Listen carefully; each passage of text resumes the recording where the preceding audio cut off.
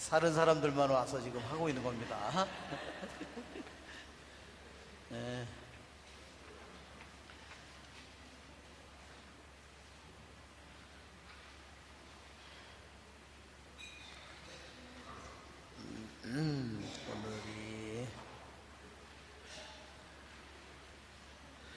오늘이 지난번에 8장을 다 못했죠? 네, 8장을.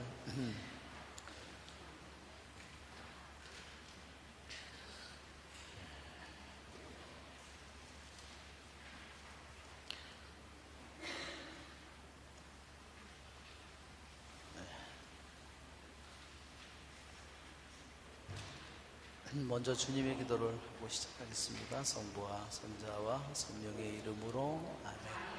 하늘에 계신 우리 아버지, 아버지의 이름이 거룩히 빛나시며 아버지의 나라가 오시며 아버지의 뜻이 하늘에서와 같이 땅에서도 이루어지소서. 오늘 저에게 일용할 양식을 주시고 저에게 잘못한 일을 저희가 용서하오니 저희 죄를 용서하시고 저희를 유혹에 빠지지 않게 하시고 악에서 구하소서. 성부와 성자와 성령의 이름으로 아멘. 참 예수님. 네.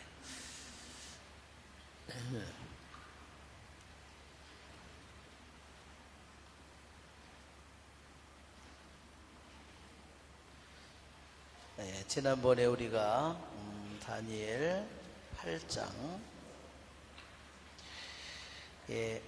8장에 우리가 그림을 먼저 한번 우리가 대부분 우리가 공부했기 때문에 그래서 8장에 그림을 보면 아마 많이 여러분들이 아마 이해가 더 쉬울 것 같습니다.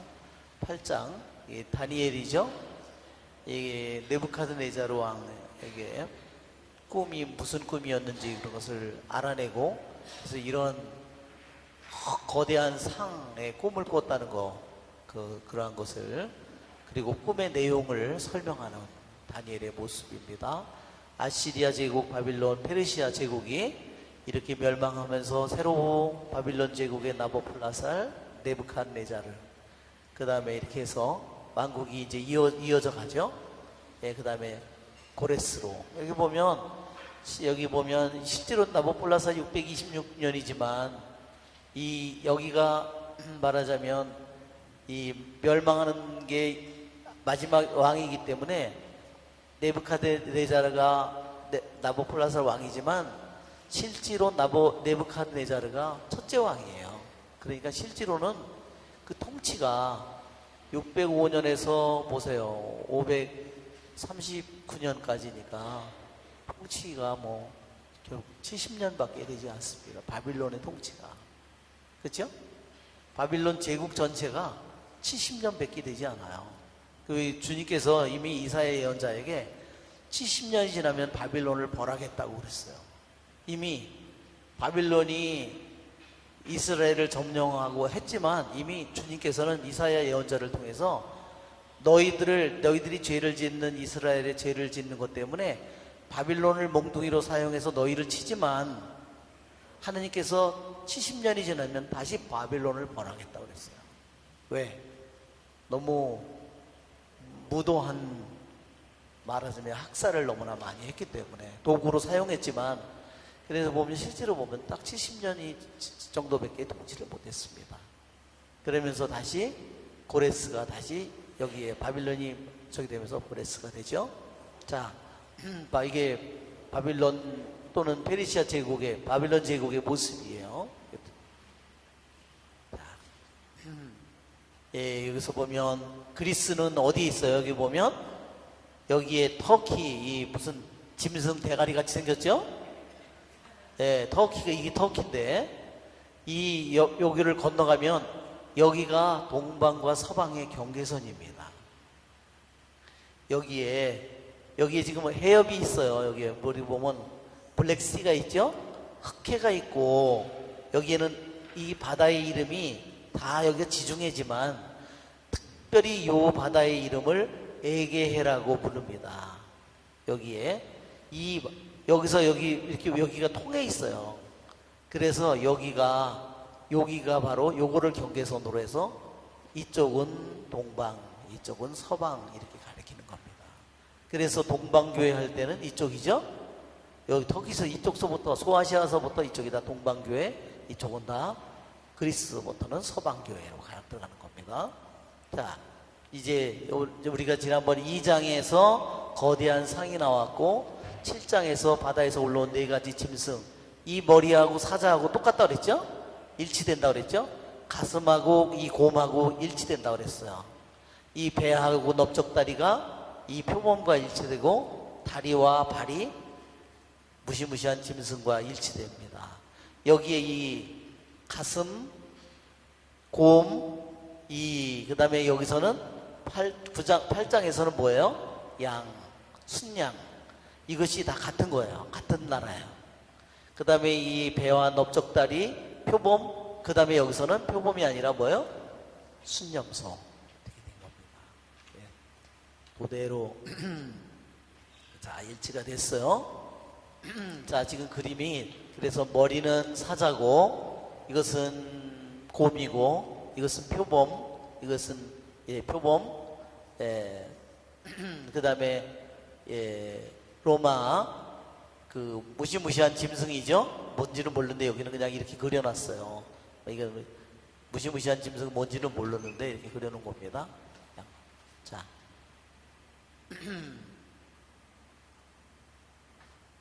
그래서 두 짐승이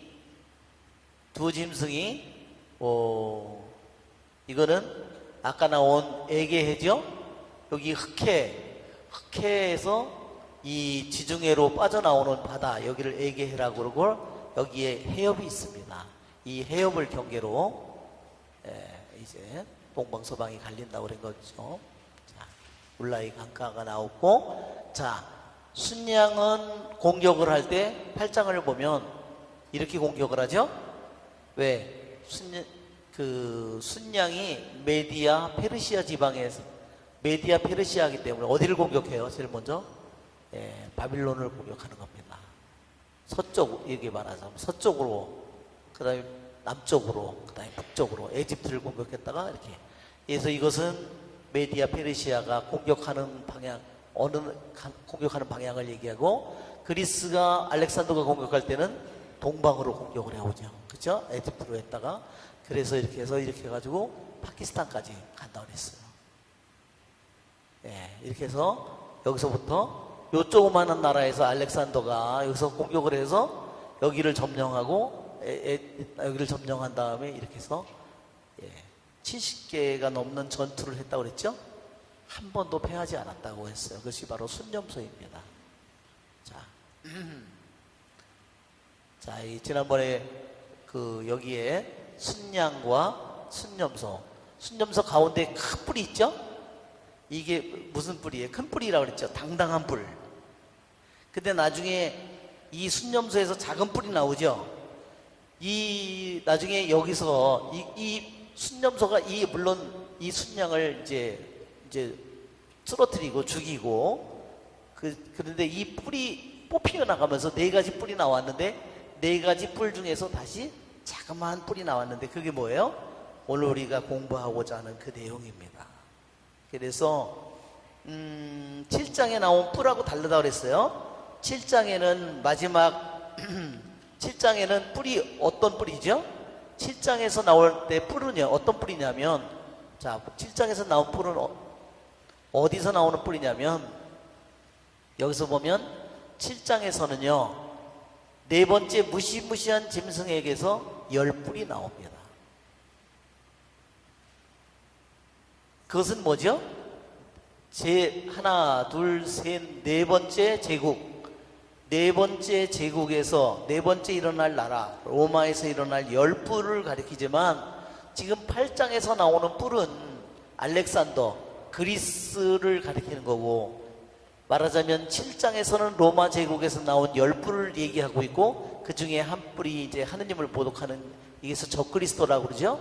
그런데 여기서는 뭐냐면 8장에서는 여기는 그리스 제국이고, 여기는 페르시아 제국이고, 여기는 그리스 제국이에요. 그리스 제국에서 일어난 뿔, 가장 큰 뿔, 당당한 뿔, 알렉산더를 가리키고 그 뿔이 뽑히면서 네 가지 뿔이 나왔는데 네 가지 뿔은 네 장군을 의미하고 그 중에서 작은 뿔이 하나 나왔는데 그게 바로 오늘 이제 공부하는 안티오쿠스 에피파누스다.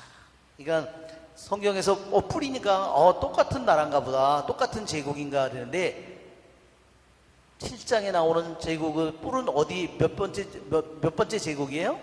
네 번째 짐승에 10뿔이 나오는 거고 8장에서 나오는 당당한 뿔은 그리스 제국 세 번째 제국이에요. 그러니까 여기서 지금 8장에서 다루고 있는 것은 특별히 이제까지는 여기에서 2장에서 앞으로 이어올 네 제국을 연속해서 다 말하고 사람이 떼어내지 않은 돌, 바로 그리스도를 메시아를 가리키는 이 돌이 와서 이 상을 다 부수고 먼지처럼 사라진다는 것을, 이 나라가 계속된다는 걸 얘기하고 다시 7장에서도 네 제국이 이어진 후에 메시아가 올 거라는 것을 얘기하지만 8장으로 가서 얘기하는 것은 메시아에 대한 얘기가 아니라는 거예요. 뭐에 대한 얘기죠?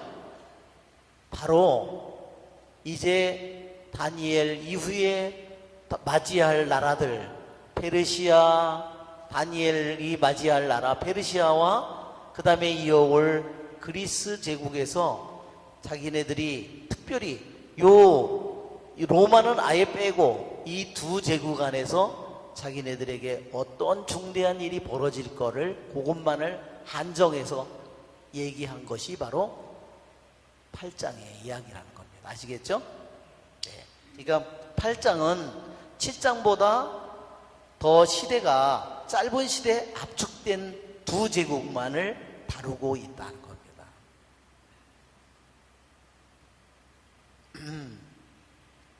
그래서 하나는 순양이 울라이 강가에 있었는데 지난번에 우리 강가에 있는 다니엘의 모습을 봤죠? 울라이 강가에서 그 우리 그림으로 지금 있는 모습이에요. 다니엘이 강가에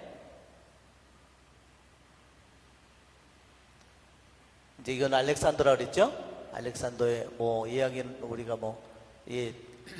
이게 다니엘이 울라이 강가에 있는 모습이에요. 그리고 그 뒤에는 다 울라이 강 그 너머 이 물이 이 산에서 말하자면 다 흘러내려오는 겁니다. 그래서 여기에 이제 두 천사가 얘기하는 것도 듣죠? 얘기하는 거예요. 왜냐하면 그 꿈으로 환시는 봤는데 도대체 이 환시의 내용이 무엇을 의미하는지를 알아들을 수가 없는 거예요. 그래서 두 천사가 얘기하는 걸 들었는데 그 중에서 한 천사가 가브리엘에게 다니엘에게 가서 알려주라고 얘기를 합니다. 이건 울라이 강가에 있는 모습이고 양과 순양과 염소의 이야기죠. 네.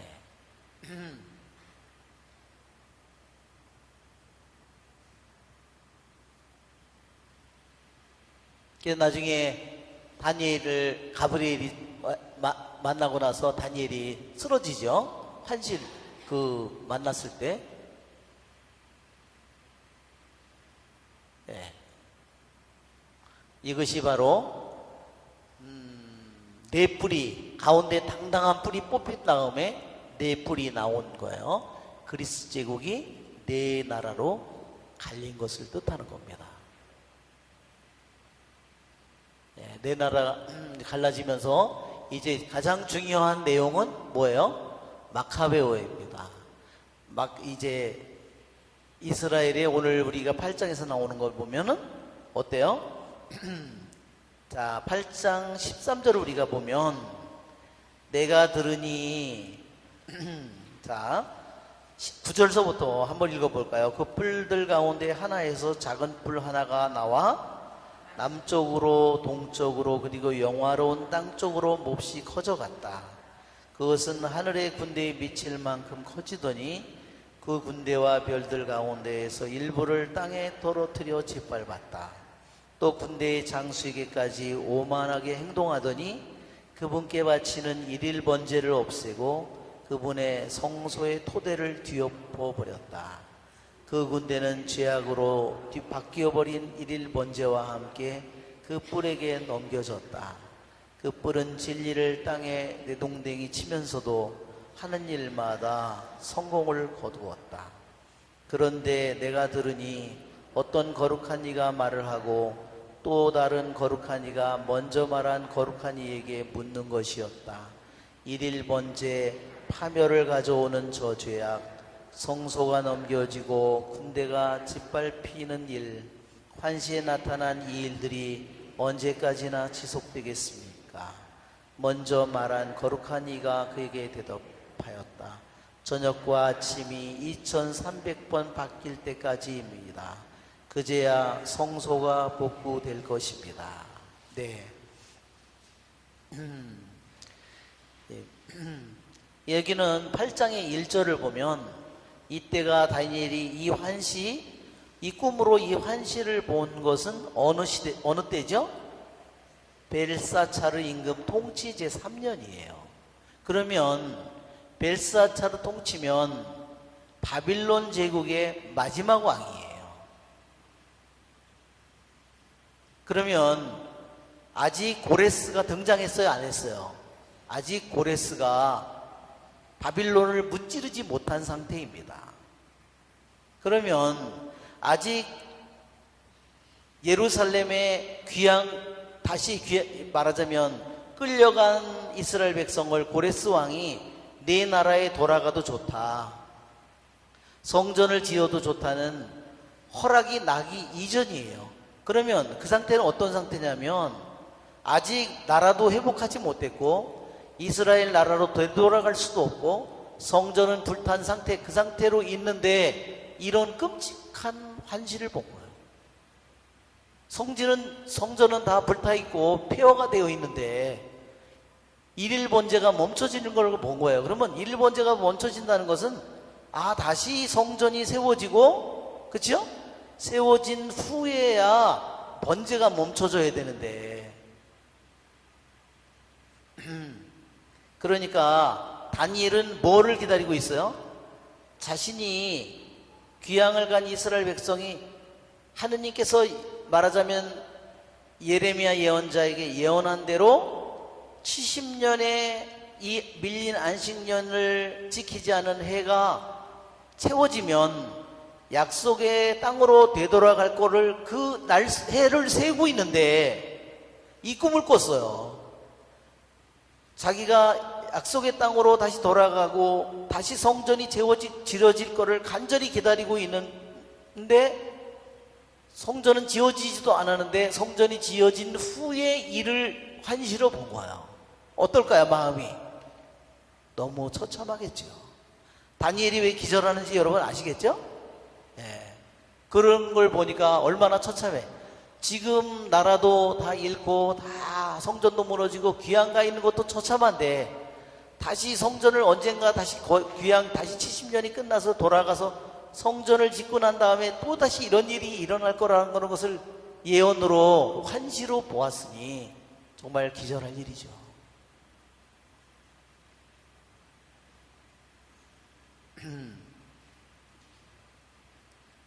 자, 여러분 지난번에 우리가 일일 번제 타미드라고 그랬죠? 타미드가 얼마나 타미드라는 말의 뜻은 뭐라 그랬어요?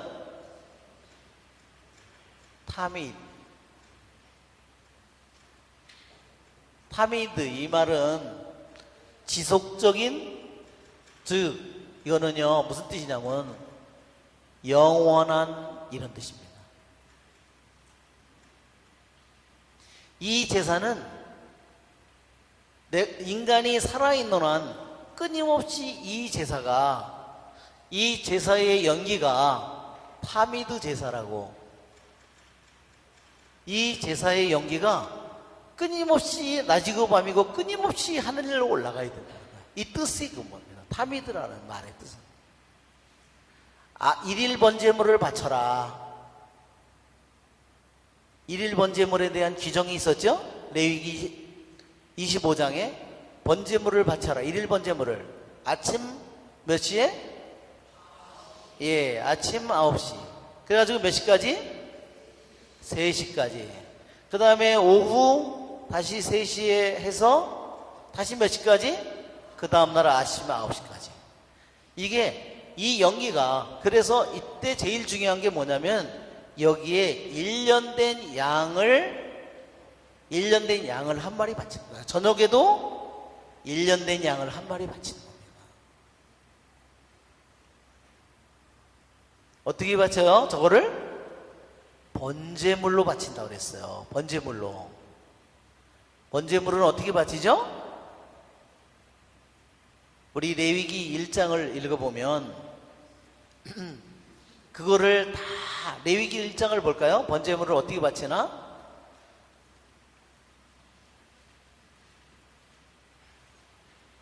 레위기 1장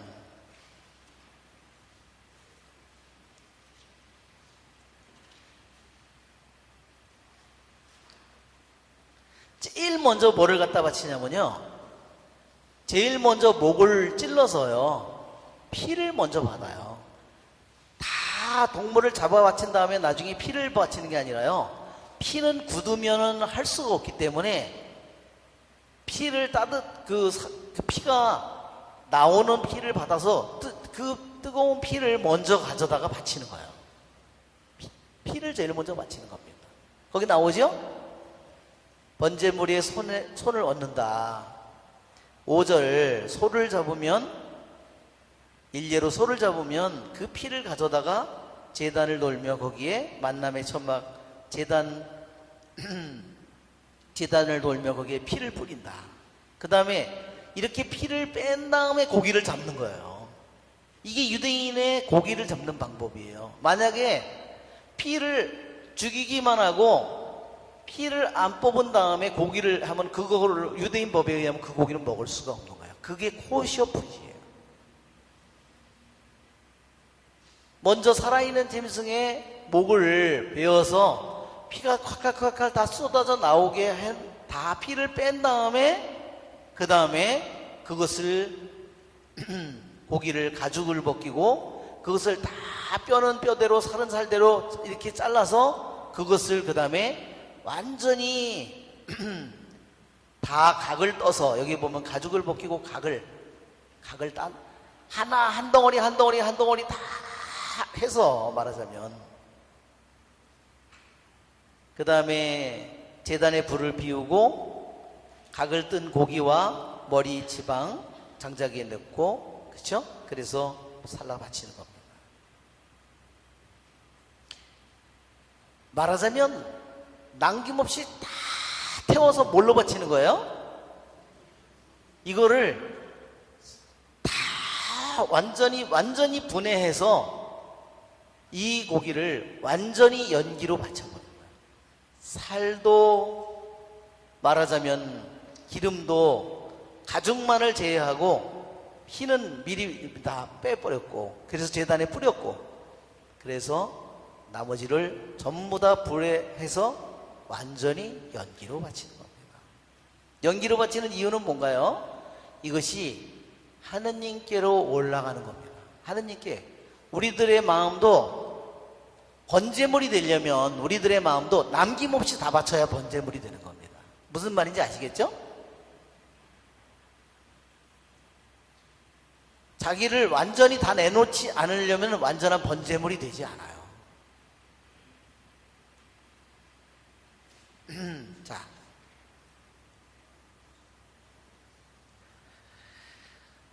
자, 유대인들에게 일일 번제물이라고 하는 것은 너무너무나 중요한 일이다. 요즘에는 뭐 폐렴 때문에 성당에 미사 오는 사람들도요 정말 많이 줄었어요. 네. 여러분, 생명의 주권을 주신 분은 누굴까요? 네, 주님이시죠. 이스라엘에 다윗이 인구조사를 해가지고 하느님께서 너 벌을 세 가지 중에 하나 선택하라고 그랬는데, 그렇죠? 다윗이 3일 동안 전염병을 도는데 그냥 저기가 아니라 그 심판의 천사가 칼을 들고 다니는 거예요. 우리들이 인간의 눈으로는 전염병이지만 생명의 주권을 주신 분은 누굴까요? 주님이고, 그래서 주님의 심판의 천사가 칼을 들고 다니는 겁니다. 만일 내가 그 전염병에 걸려도 주님께서 나를 죽기를 원하지 않는다면 난 죽지 않을 겁니다. 그렇죠? 네.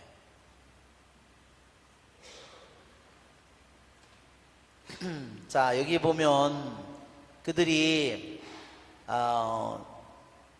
일일 번제물이라고 하는 거, 바로 우리들이 하느님께, 내가 하느님께 바치는 이 기도는 끊임없이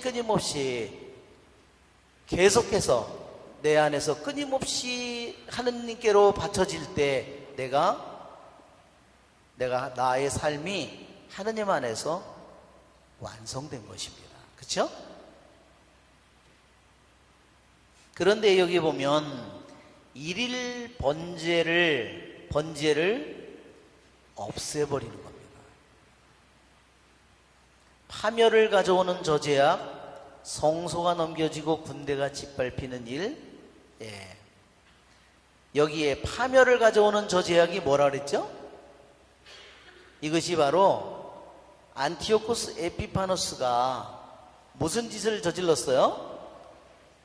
예루살렘 성전을 속여서요, 급습을 해가지고 군대가 성전 안에 들어가가지고 사제나 레위 아니면 들어갈 수 없는 성전에 들어가서 그 안에다가 뭐에 저기를 제사를 바쳤다고요? 돼지의 피를 가지고 제사를 바쳤을 뿐만 아니라 제우스 상이라고도 그러고 다른 말로는 주피터 상이라고 하는 그 상을 세워놨어요. 이게 황폐의 우상이에요. 이게 파멸을 가져오는 죄악이에요. 성전에 그것을 세웠다는 겁니다.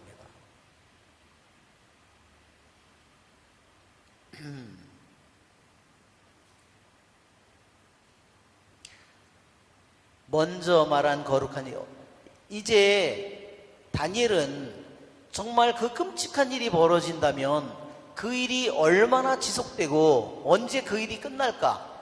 다니엘은 하느님께서 이걸 알려줬는데, 그걸 보여줬는데, 다니엘의 이제 관심은 그 끔찍한 일들이 언제 끝날 것인가에 모든 관심이 집중되어 있습니다.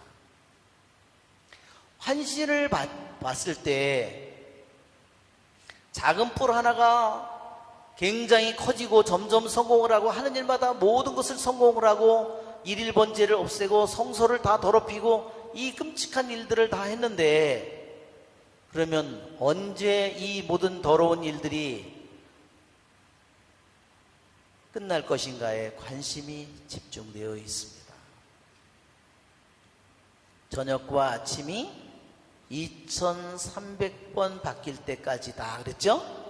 그래서 저녁과 아침이, 저녁 제사와 아침 제사가 따지면 이것이 1150번씩이라고 그랬어요. 그렇죠? 우리들이 여기서 보면 2300일처럼 보이는데, 지난번에 2300일 때문에 무슨 일이 벌어졌다고 그랬어요? 일일 번제가 이게 저녁과 아침이니까 하루라고 생각을 하고, 이 하루에다가 2300을 하면 이거를 뭐라고 해석했냐? 이게 2300년이다. 그래서 2300년이 되면 뭐가 온다고? 종말이 온다고. 이렇게 멋대로 해석해서 성경을 해서 그리스도가 재림하리를 해라고. 그래서 몇 년부터 계산했을까요? 예루살렘이 재건되는 날부터. 예루살렘이 재건되는 날이요, 뭐냐면 느헤미야에게 페르시아 왕이 약 445년 내지 444년 BC에 이걸로 계산해서 딱 하면요 1814년이 나와요. 아주 생초로 하는 거예요. 네. 그런데 뭐라 그랬어요? 저녁과 아침은 하루라는 의미가 아니에요. 저녁과 하루, 오후 번제, 그 다음에 아침 번제. 그러면 하루에 번제를, 그쵸? 번제를 2번 하잖아요. 그러면 두 번으로 따지면 2300일이 뭐냐면 번제는 1150일 각각. 1150일이면 되게 몇 년인가요? 한번 1150일을 한번 여기서 1150일을 나누면요, 되게 365로 나누면 3, 5, 15, 그쵸? 3, 6, 18, 19, 예, 3, 4, 5, 9, 1095, 그쵸? 약 3년이 조금 넘는 겁니다. 이게 뭐냐면 일일 번제를 안티오쿠스 에피파누스가 성전에 들어가서, 성전을 들어간 것 자체가 성전을 짓밟은 거예요. 제우스상을 세운 거, 돼지의 피를 가져다가 제사를 드린 거, 이 성전을 완전히 다 모독하고 더럽힌 거예요. 이게 황폐의 우상인데, 이거 보면 이게 BC 167년부터 일일 번제가 멈춰가지고요, 164년까지 3년 동안 멈췄다는 겁니다. 그날이 뭐예요? 유다 마카베오가 다시 성전을 봉헌하는 겁니다. 그게 하누카예요. 하누카 축제. 그게 유대인들이 봉헌절 축제라고, 요한복음에도 봉헌절 축제가 가까이 오고 다가오고 있었다 하는 겁니다. 그제야 성소가 복구될 것입니다.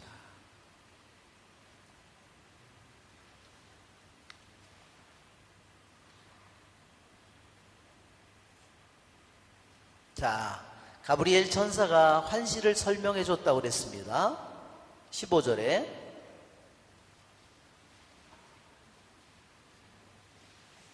울라이 강, 16절에 그때 나는 울라이 강 위에서 사람의 목소리를 들었는데 이렇게 부르며 말하는 것이었다. 가브리엘아, 저 사람이 환시를 깨닫게 해주어라.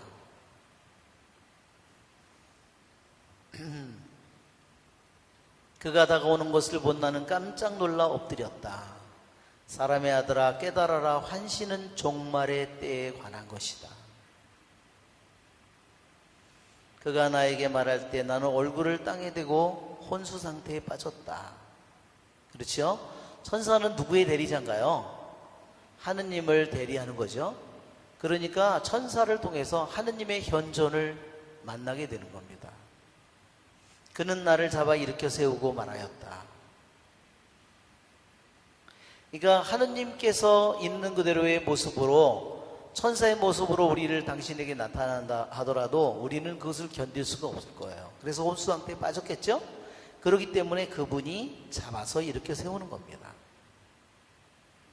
자, 진노의 심판 끝에 무엇이 일어날지 너에게 알려주겠다. 이는 정해진 종말의 때에 관한 것이다. 이는 뭐예요? 뿔이 2개 달린 순양을 보았는데 그것들은 메디아와 페르시아 임금들이다. 순념소는 그리스 임금이고 순양은 메디아와 페르시아이고, 이제 순양을 무찌르는 가운데 뿔이 당당한, 아주 발이 땅에 닿지 않고 아주 빨리 달려오는 그 순념소는 그리스 임금이고, 누구죠? 바로 알렉산더죠. 그 뿔이 부서지고 그 자리에 생긴 네 뿔은 한 왕국에서 생겨날 네 나라이다. 그것들이 왕국의 힘은 이어받지 못할 것이다. 네, 여기 우리가 지난번에도 지도를 보면, 그 지도를 공부할 때 그 지도에서 이 지역이 네 나라로 갈라진다고 그랬어요. 네 뿔이 나오는데,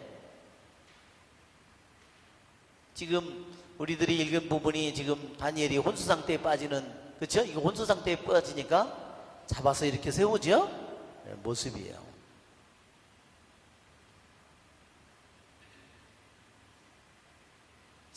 참, 우리들이 보면 메디아 페르시아가 정말 한 250년 통치를 하고 그리스가 한 300년 통치를 이렇게 하는데, 그 거대한 제국이 성경 안에서는 그냥 뭐예요? 순양 한 놈, 염소 한 놈이라는 사실을 보면 정말 그렇지요? 우리들도 우리들의 인생이 끝나고 우리들이 주님 앞에 갈 때 내 인생이 그냥 필름으로 한 토막 지나간대잖아요. 그렇죠? 제국도 그냥 순양한 한 놈, 순념소 하나에 불과한데, 그렇죠? 우리 인생도 그렇겠죠. 자, 자, 여기 보면 네 제국으로 갈라졌어요. 자, 알렉산더가 원래 처음 살던 알렉산더의 고향은 이곳이에요. 마케도니아. 얼마나 이 알렉산더가요. 요 조그마한 그리스 제국도 다 차지를 못했어요. 알렉산더가 요 밑에는 스파르타잖아요. 스파르타가 그리스에서도 제일 싸나운 적이에요. 그래서 알렉산더는 스파르타를 건드리지 않았대요. 그냥 내버려 두고 스파르타 위까지, 여기 아테네 요까지만 점령을 하고, 여기만 점령을 하고요. 스파르타는 내버려 두고 이쪽으로 공격을 해서 이 전체를 다 점령을 했는데, 당당한 뿌린 알렉산더가 이 전체를 점령하고 파키스탄까지 점령을 하고 32살에 죽었을 때 그 밑에 있던 네 장군들이 이 나라를 나눠 가졌다. 우리들이 성경에서 마카베오에서 계속 우리들이 하는 부분이 뭐예요? 프톨레미 왕가, 셀레우키아 왕조, 다 이게 나옵니다. 셀레우키아의 본거지는 어디냐면요, 여기에요. 시리아. 성경에서 제일 관련된 부분은 시리아예요. 시리아. 아람 지방, 아람 나하라임 하는 요 지역입니다. 아람 지방. 그 다음에 프톨레미, 여기는 이집트를 차지하는 거죠. 장군. 그 다음에 여기하고 요 지역을 이제 네 장군들이 이제 차지했습니다. 자, 이제 이 가브리엘 천사는 환시를 다니엘에게 보여줬고, 이제 환시를 하나하나 환시를 보여줬지만 그 내용이 정확하게 뭔지를 모르기 때문에 환시의 내용을 설명해 주고 있습니다. 그러면서 뭐라 그러죠? 진노의 환시는 종말의 때에 관한 것이다. 이제 종말의 때는 뭐예요? 종말의 때가 메디아와 페르시아를 통해서 다가오고 있고, 종말의 때가 그리스를 통해서 다가오고 있다는 겁니다.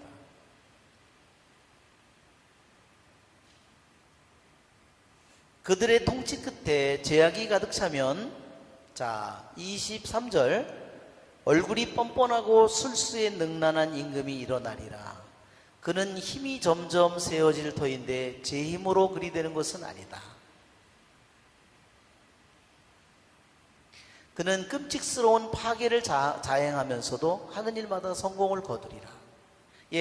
안티오쿠스 에피파누스는요, 군대를 동원해서 저기서 싸우는 것이 아니라 전부 다 뭐를 하냐면요, 싸우러 가는 이유도 뭐냐면 자기가 너무 방탕하게, 자기가 그 왕자에 있으면서 너무 방탕하게 사용해가지고요, 재정이 다 바닥이 나는 거예요. 그러면 또 도둑질을 하러 에집트를 털러 가고, 또 페르시아로 다시 도둑질을 하러. 이게 뭐 때문에 그래요? 이 나라를 다스리는 이 안티오쿠스가 말하자면 술과 방탕과 이 모든 이 악습 때문에 자기 스스로를 말하자면 수은 거짓말과 전쟁과 이 모든 일들을 끊임없이 벌이는 겁니다. 또 힘센 이들과 거룩한 백성을 파멸시키리라. 그는 재간이 좋아 제 손으로 속임수도 성공을 거두게 하니 마음속으로 오만해져 불시에 많은 사람들을 파멸시키리라. 그가 얼마나 약탈을 좋아하고 얼마나 불법과 속임수와 이 모든 일을 하는지 마카베오의 상하권을 읽어보면 우리들이 잘 알 수 있습니다. 그러나 제후들의 제후에게까지 맞서다가, 여기에 제후들의 제후는 누구를 가리키는 건 말이냐면요, 우리 하느님을 가리키는 말이에요. 왕들의 왕, 왕자들의 왕자, 이것은 바로 주님을 가리키는 말이에요.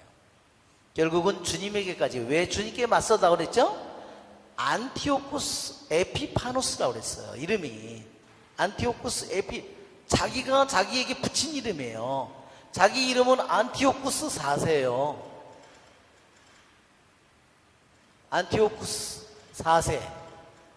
그런데 자기 이름에다가 지가 에피파누스라는 거를 붙였다는 거예요. 에피파네스. 에피파네스는 무슨 뜻이라 그랬죠? 그리스 말로 에피파누스는요, 이게 우리가 성경 전례에서 할 때는 공연이라는 말이에요. 당신의 모습을 드러내는 거예요. 즉 이거를 뭐라 그러냐면 신현이라고 그러는 거예요. 하느님이 당신의 모습을, 즉 보이지 않는 하느님이 당신의 모습을 드러나게 보여주는 거예요. 그러니까 자기를 신현이라고 한 거예요. 즉 무슨 뜻이냐, 나는 안티오코스 에피파누스다. 이 말은 나는 보이지 않는 하느님이 보이는 인간의 모습으로 나타난 자다. 미친놈이지. 예? 정말, 그렇죠? 그러니까 로마 사람들이 뭐라고 불렀다고 그랬어요? 에피마네스라고 불렀다고 그랬잖아요. 에피마네스는 뭐라 그랬죠? 미친놈이라는 뜻이라 그랬어요. 그리스 말로 에피마네스. 내가 설명한 저녁과 아침의 환상은 진실이다. 그러나 아직 멀었으니 이 환시를 봉인해 두어라. 나 다니엘은 기운이 빠져서 여러 날 동안 아팠다. 그런 다음에 일어날 임금의 일을 거들었지만 그 환상 때문에 당황했을 뿐만 아니라 그 뜻도 깨닫지 못하였다. 자, 이게 다니엘에게 하느님께서는 종말의 때에 관해서 알려준다고 했는데, 종말의 때, 메시아가 오기 이전에 어려운 때가, 메디아 페르시아 시대가 올 거다. 순양의 시대가 오고, 그 다음에 순념소의 시대가 올 것이다. 알렉산더가 와가지고 어떻게 해요? 모든 문화를 어떻게 해요? 파키스탄, 페르시아 여자와 마케도니아, 자기 본고자, 자기 원래 고향의 남자와 페르시아 여자 수만 명의 합동 결혼식을 한 거예요. 문선명이랑 하는 짓이랑 똑같아요. 문선명이 그 뜻이 됐죠? 예, 일본 여자, 뭐 한국 사람, 뭐 다 미국 사람, 무슨 사람 다 해가지고. 예. 예. 요즘에도 또 했다네. 이런 지금 하는데 다 마스크 쓰고. 나는 우리나라 뉴스는 안 봐서 모르는데 인터넷 그 휴대폰으로 제가 보니까 문이라고 그래요. 문이. 문선명을 따르는 사람을 문이라고 하더라고요. 영어로는 문이즈 그래가지고 몇백 쌍이서 합동 결혼식을 했는데 전부 다 마스크 쓰고 한 거예요. 아주 생쇼를 하더라고 진짜. 자, 종말의 때, 즉 이제 메시아가 오시기 이전에 앞의 시대에 어떤 일들이 앞서 일어날지를 다니엘에게 보여줬어요. 메디아 페르시아 제국, 그 다음에 올 그리스 제국. 그 그리스 제국에서 특별히 가장 힘든 때가 올 텐데 언제냐? 일일 번제가 없어지는 때가 올 거고, 성전이 모독당하는 때가 올 거고, 성전이 완전히 더럽혀지는 때가 올 것이다. 그러나 그때가 그 후에야 메시아가 올 거라는 것을 얘기하는 겁니다. 그러니까 이 종말에 여기서 보면 환시는 종말의 때에 관한 것이다. 18절에 있겠죠? 이 종말의 때는요, 세상이 끝나는 날을 가리키는 말이 아니라 뭐를 가리키는 말일까요? 이제 어려운 때가 오지만 지금도 이방인의 시대에, 그렇죠? 예루살렘 성전이 우리 역사를 보면 605년 BC 느부갓네살에게 1차로 공격을 1차 기항을 가고, 597년에 BC에 2차 기항을 가고, 587년, 586년 3차 기항을 가죠. 이게 1차 기항, 여기 1차 기항은 누가 가나요? 다니엘. 둘째 기항에 누가 가나요? 이게 에제키엘이 여기 가는 겁니다. 에제키엘 예언자가 끌려갑니다. 3차에 나머지 치드키야 왕과 말하자면 2차에서 여호야킨 왕이라든지를 끌려가고 3차에서 말하자면 치드키야 모든 사람들이 끌려가는 겁니다.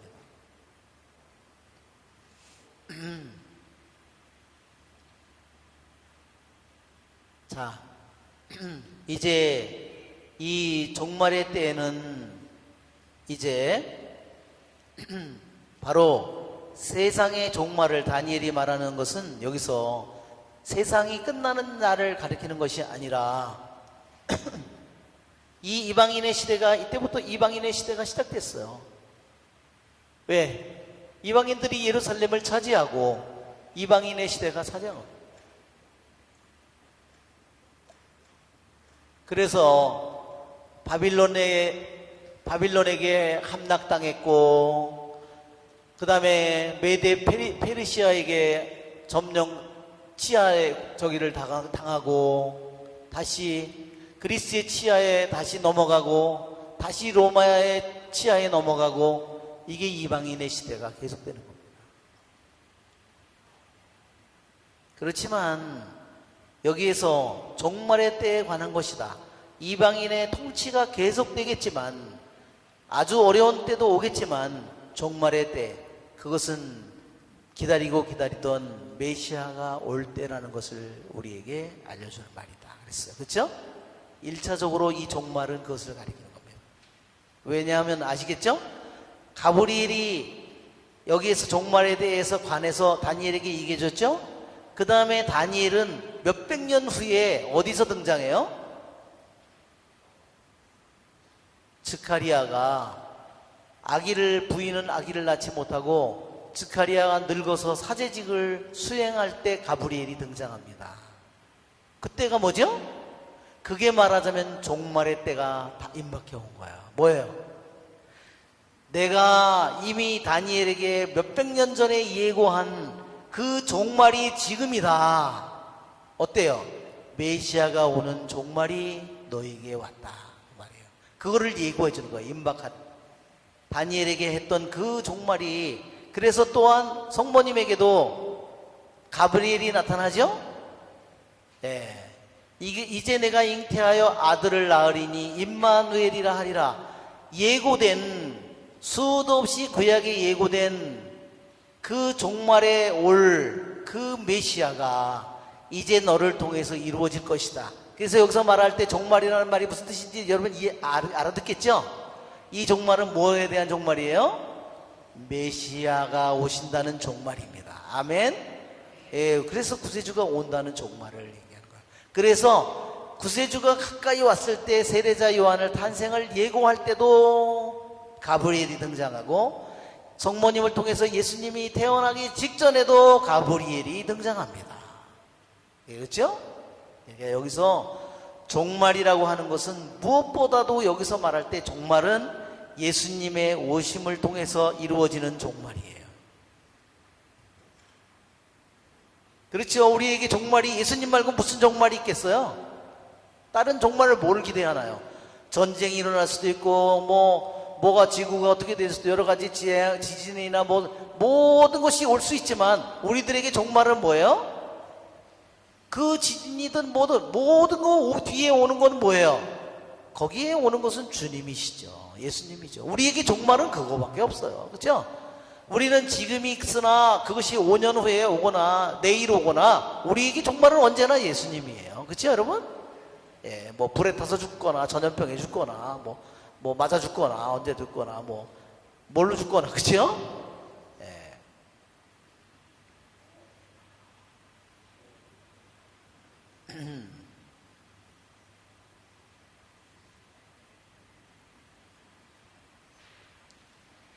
자, 그러면서 이스라엘 백성을 그러한 어려운 때가 오겠지만 그러한 어려운 때에 그들이 믿음을 잃지 않도록 그들을 준비시키는 겁니다.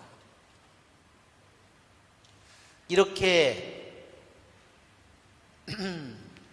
안티오코스 에피파누스라고 하는 이 작은 뿌리, 당당한 뿌리 뽑히고 4가지 뿌리 그 다음에 생겨났는데 그 가운데에서 작은 뿌리 하나 생겨서 점점 힘이 커져서 그 뿔이 이 모든 오만방자한 짓을 하게 될 텐데, 일일 번제를 없애고 이 모든 것을 할 텐데, 그러나 그 다음에 끝은 어때요? 그러나 제후들의 제후에게까지, 하느님께까지 맞서다가 사람의 손이 닿지 않아도 부서지리라. 예, 우리 마카베오를 읽어보면 자기 온몸이 썩어가지고 어떻게 되죠? 마차를, 전차를 뭐 부어보고 몰라고, 전속력으로 몰라고 하다가 마차에서 떨어져가지고 어떻게 되죠? 이 그림에도 여기 나올 겁니다. 그래가지고 어떻게 되죠? 뼈란 뼈가 모든 게 어긋나가지고, 뼈가 하나만 어긋나도 어때요? 예, 성전에다가 이 짓을 한 겁니다. 여기다가 제우스 상을 세우고, 예, 여기다 돼지를 잡아서 제물을 바치고, 예, 사제들을 학살하고 이 모든 짓을 한 겁니다. 예, 이게 알렉산더의 죽음이라고 그랬죠? 예. 이게 마카베오서에 나오는 안티오코스 에피파누스가 이 굴로 떨어져 가지고 뼈란 뼈는 모든 게, 우리 인간의 뼈가 몇 개나 있다고 그래요? 약 360개가 있대요. 사람 몸에. 뼈를 저는 아직 저기서 확인을 못 해봤는데, 뼈가 하나만 어긋나도 미치고 환장하는데, 예, 뼈란 뼈는 다 어긋났으니, 그죠? 그래서 죽습니다. 내가 설명한 저녁과 아침의 환상은 진실이다. 어떤 진실이죠? 앞으로 일어날 이러한 진실이다. 미래에 대한.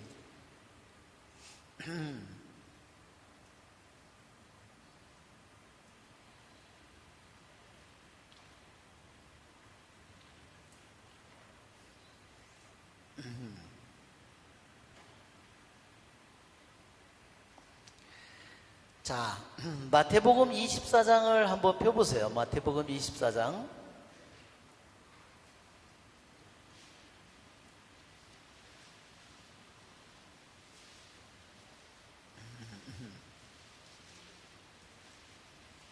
자, 15절을 보시면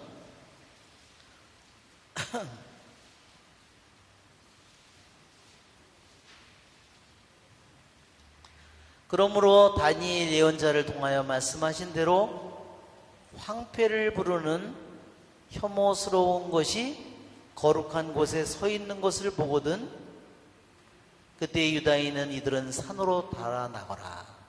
그렇죠? 그러니까 또 한편으로 여기에 주님께서 황폐의 우상을 이제 여기서 다시 다니엘 예언자를 통해서 말한 황폐의 우상을, 황폐를 부르는 황폐스러운 그 제약이 다시 똑같은 말이에요. 이 성경상으로는.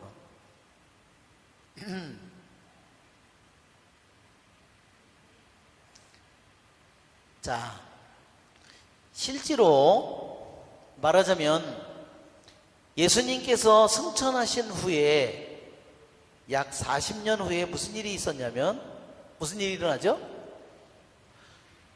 예루살렘, 이스라엘, 유대, 로마 전쟁이 벌어집니다. 이게 66년에서 약 70년 AD에 이 전쟁이 벌어집니다. 예수님께서 승천하고 40년이 되지 않아서 예루살렘은 돌 하나도 제자리에 얹혀진 것이 하나도 없을 만큼 완전히 다 멸망해버렸습니다. 언제까지? 지금까지. 정말 소름 끼치죠?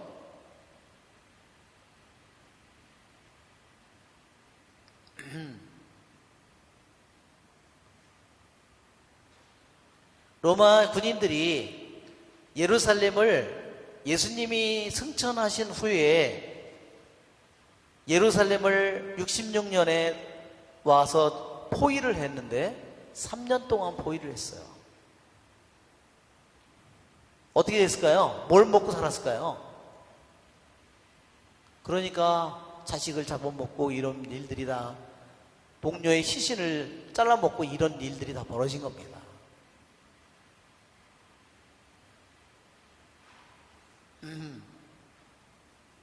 왜 예수님께서 예루살렘 성을 내려다보면서 울잖아요. 너희가 평화의 때를 알았더라면. 그렇죠?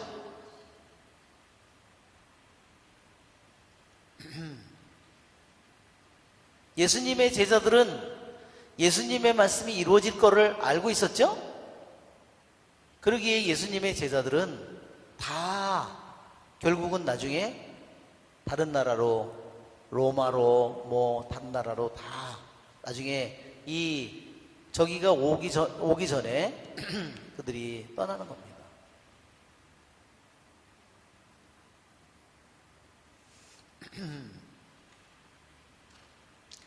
자,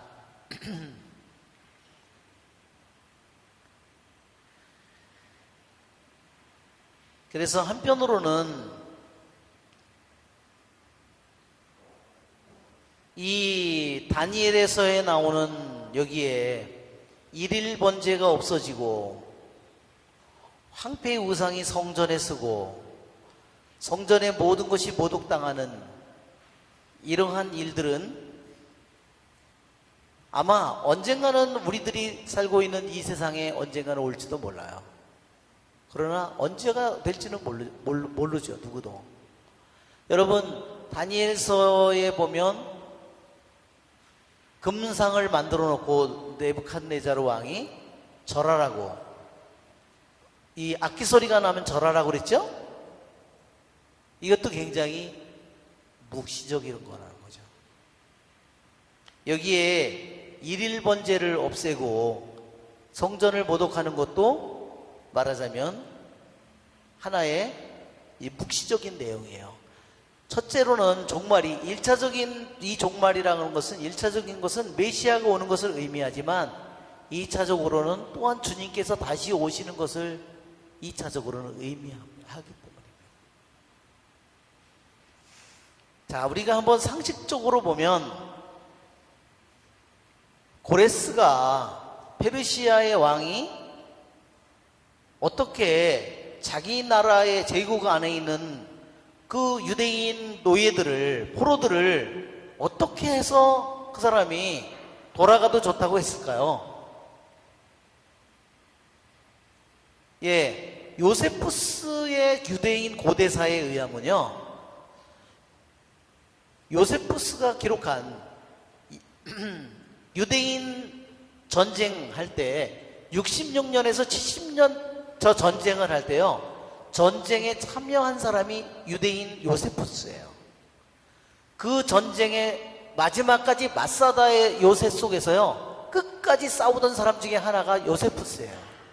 그 사람이 투항을 하고 전부 다 자결하기로 했는데 요세푸스가 자결을 하지 않고 로마에 넘어갔어요.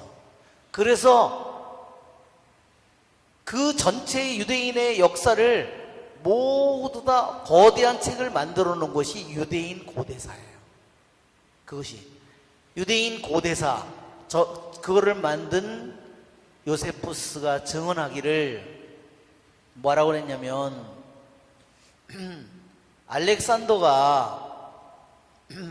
고레스가, 페르시아의 첫 번째 왕이 된 고레스가 바빌론을 쳐들어가서 정복한 후에 거기서 이사의 두루마리를 발견했다는 겁니다. 이사의 두루마리를 발견했는데 거긴 누가 있었을까요? 다니엘이 있었죠. 다니엘이 뭐였을까요? 아주 높은 직책이 있었겠죠. 제상이네. 절대로 점령할 수 없다는 그 바빌론을 어떻게 했어요? 수로운 물을 돌려서 비밀 통로를, 물이 수위가 낮아지면서 비밀 통로를 찾아내서 바빌론 성으로 들어갔어요. 바빌론 성에서 임금은 뭐하고 있었죠? 술 마시고 파티했어요. 너네들이 여기는 절대 점령 못해. 그렇죠? 그 위로다가 말이 몇 대가 다닌다고 그랬어요? 성벽 위에 그 길로 말이 네 쌍인가가 동시에 달릴 수 있다고 했습니다. 그리고 그 안에서 생산하는 농산물로도 아무리 포위를 해도 그 떨어지지 않는 음식을 가지고 있었다고 했어요. 물도 그렇고. 그런데 고레스가 거기에 점령해서 들어갔을 때 이사야 두루마리를 읽었고, 자기가 오기 이전에 이미 200년 전에 이사야 예언자는 자신이 올 거를 이사야 두루마리 속에 예언이 되어 있었다는 거예요. 이름까지. 어떻게 그것을 점령할 것까지도 예언이 되어 있었다는 거예요. 이사야서에 우리가 지난번에 우리가 읽었던 부분입니다. 그러니까 자기를 절대로 자기 훨씬 강력한 바빌론을 꺾을 수 있도록 세운 것은 누가 해준 거예요? 하느님이죠. 그래서 성전을 지으라고, 나를 위해서 기도하라고, 하느님께 기도하라고, 그래서 그들을 돌려보내고 성전을 짓도록 만든 겁니다. 예. 자, 우리 두 번째 시간은 잠시 쉬었다가 하겠습니다. 메주거리 찬양팀 우리 피정을 월요일 날 했어요. 하여튼 많이 생각보다 많이 오지는 않았는데 아래층은 그래도 꽉 찼어요. 그래서 오신 분들은 너무 많이 행복하셨죠? 예, 정말 너무 많은 은총을 정말 받았습니다. 아마 그래서 그 은총을 받은 그분들이 지난번에도요, 그날 5시쯤 끝났잖아요. 끝났는데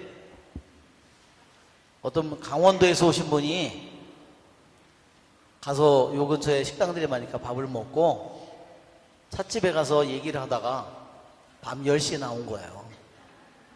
차는 지하에 주차를 해놨는데 잠겨 있어가지고 얼마나 좋으면 그랬겠어요. 그렇죠? 강원도에서 온 사람들이 글쎄 밤 10시가 되도록 좋아가지고, 예, 할렐루야. 예? 예? 예, 부산에서도 오고 그래서 많은 사람들이 은총을 못 받고 또 내려갔는데 또 은총을 받을 분들은 다 오셔서 너무나 많은 은총을 받았고, 오늘 2시부터 송내 일동성당에서 오늘 지금 메주거리 찬양팀이 거기에서 갑자기 이게 2군데가 취소됐잖아요. 그래서 송내 일동성당이 조그만 들어가 200명밖에 못 들어간대요. 그래서 아마 일찍 가야지 들어갈 수 있을 것 같아요. 그래서 오늘 2시부터 9시까지 오늘 한다고 들었습니다.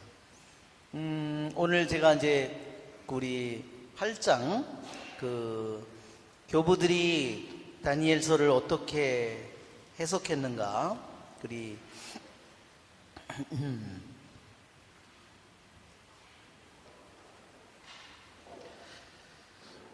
이 교부들은 이렇게 가브리엘에 대해서, 가브리엘의 천사에게 설명해 주라고 청한 사람은 미카엘 천사다, 그렇게 얘기했습니다.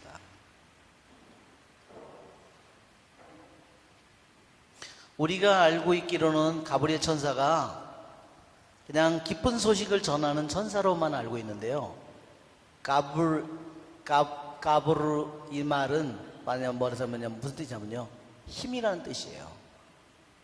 엘은 물론 하느님이죠. 그래서 이름이 의미하는 바는요, 하느님의 힘을 의미하는 거예요. 그래서 가브리엘 천사도 전투를 관장하는 천사다 그랬어요. 왜 가브리엘 천사가 이 소식을, 우리가 소식을 알려주니까 소식을 알려주는 천사처럼 보이는데, 왜 이완 씨는 세상의 나라와 하느님의 나라 사이의 전쟁이기 때문에, 그 전쟁이기 때문에 가브리엘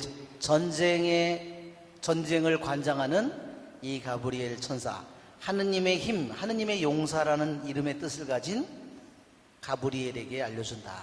또 세례자 요한의 탄생이나 예수님의 탄생 전에 가브리엘 천사가 나타나는 것도 예수님께서 이 세상에 오셔서 하늘나라를 선포할, 마귀들에게 전쟁을 선포하고 세상을 정복할 전쟁을 할 것이기 때문에 가브리엘 천사를 통해서 이 소식을 전했다 그랬습니다. 예로니모 성인이 하신 말이에요. 그러니까 우리들이 알고 있는 가브리엘 천사는 소식을 전하는 천사다. 그거는 일부 분야의 내용이라는 걸 우리들이 이제 다시 알겠죠? 가브리엘 이가 하느님의 힘이다 이런 뜻을 가지고 있고 하느님의 용사라는 뜻을 가진 천사다 하는 겁니다. 그 다음에 미카엘 천사는 뭐죠? 모든 천사들의 대장이라고.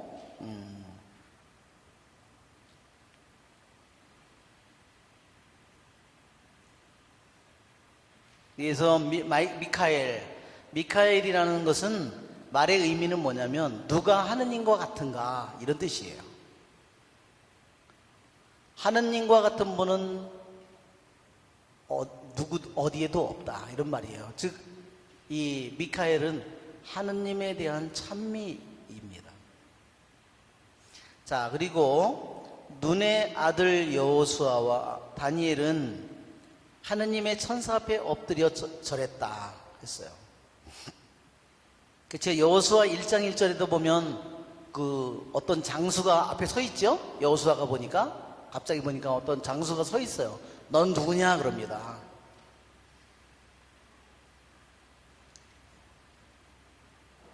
엎드려 절하며 경의를 바쳤지만 경배하지는 않았다 그랬어요. 다마스커스의 요한이 하는 말이에요. 존경을 표하기 위해서 경의를 바치는 것과 경배하는 것은 다른 것입니다. 그랬어요.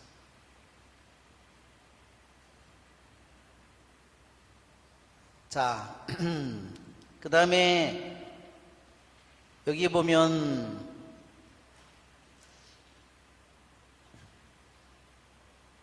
사람의 아들아 이렇게 얘기하죠. 17절에 가브리엘 천사가 왜 다니엘을 보고 사람의 아들이라고 그랬는가?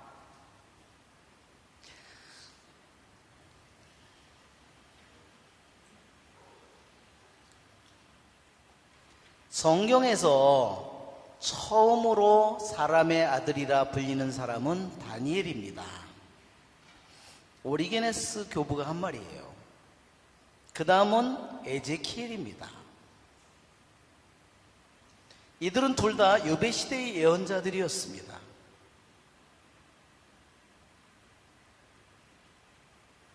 이들은 유배시대의 예언자들인데 하느님의 영감을 받아서 이 예언서를 우리에게 남겨줬는데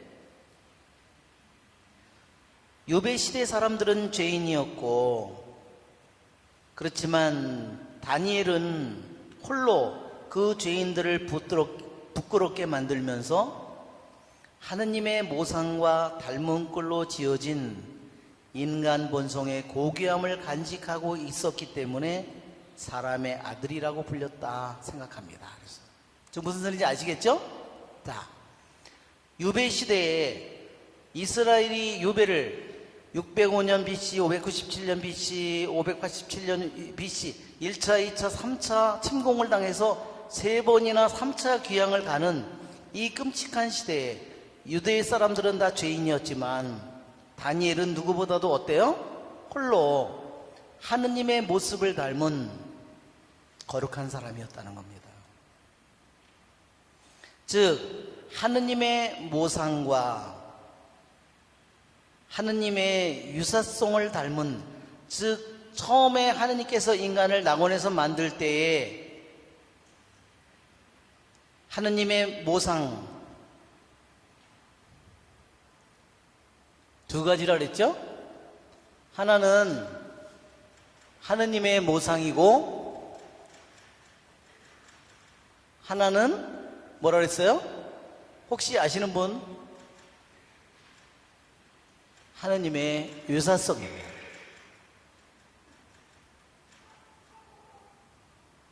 창세기를 볼까요? 우리와 비슷하게 사람을 만들자, 그렇게 주님께서 말씀하시죠?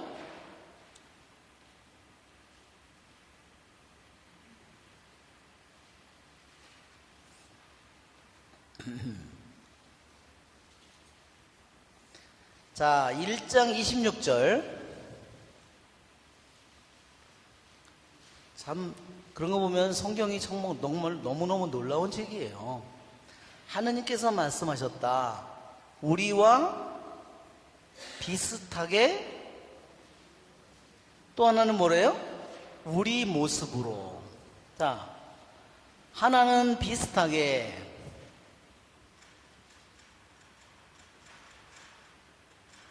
하나는 하느님의 모습으로. 이 두 가지를, 하나는 하느님의 모상이요, 하나는 하느님의 유사성이라고 그럽니다.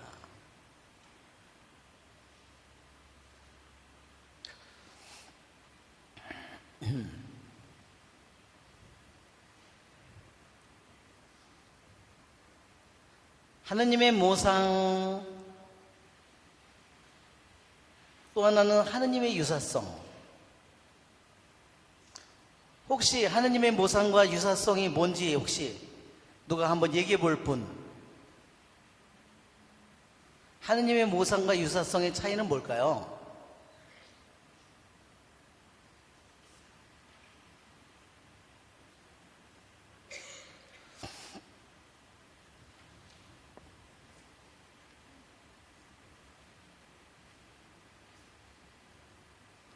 자, 하느님의 모상과 유사성을 얘기하면요, 우리 인간이 아담과 하와가 처음으로 하느님께서 만들 때는 하느님의 모습도 있고 하느님의 유사성도 같이 가지고 있었다는 거예요.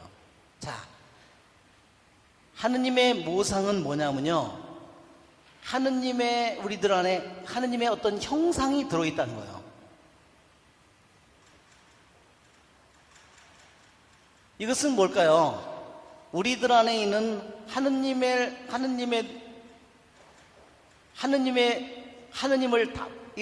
담는 그런, 말하자면 가능성이라고 할 수 있어요. 우리들이 하느님은 사랑이시다 그러잖아요. 하느님은 사랑이시다 이렇게 했지만 하느님은 한계를 지을 수 없죠. 하느님이 사랑이시다. 그러면 내 안에 하느님의 모습은, 우리 안에 있는 하느님의 모습은 뭘까요? 내가 인간이 있는 하느님의 모습을 닮았다면 나는 이와 같은 거.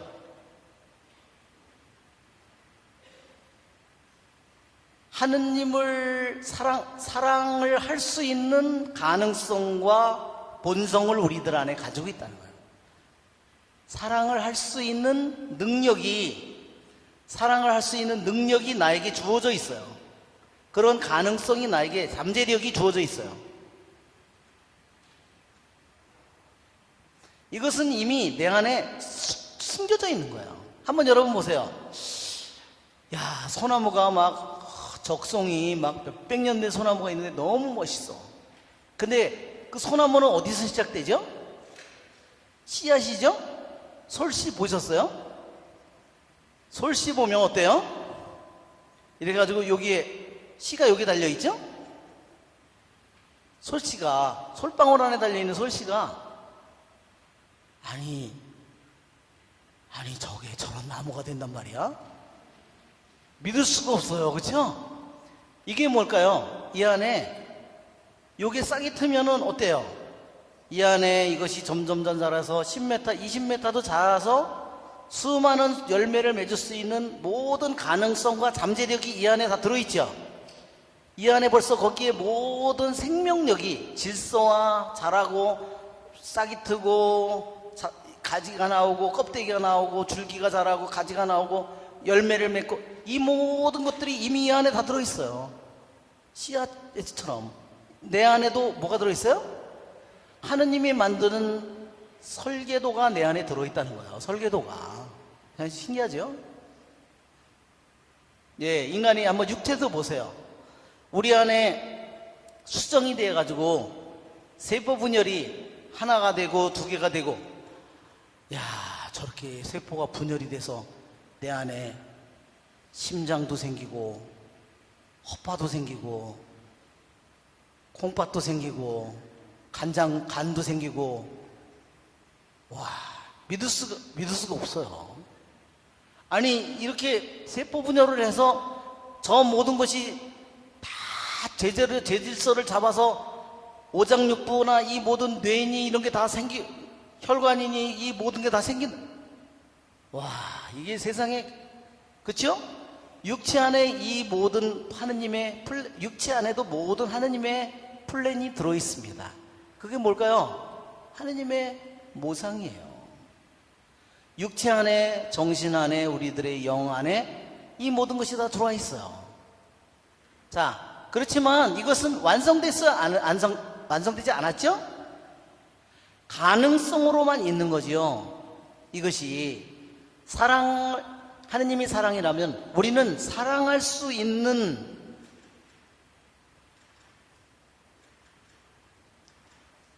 존재예요. 그러나 사랑할 수 있지만 내가 하느님을 사랑할 수도 있고 악을 사랑할 수도 있어요. 이 방향이 어디로 갈지는 몰라요. 그것은 나에게 하느님께서 맡겨놨어요. 그러면 유사성은 뭘 가리키냐면 완성도를 가리키는 말이에요.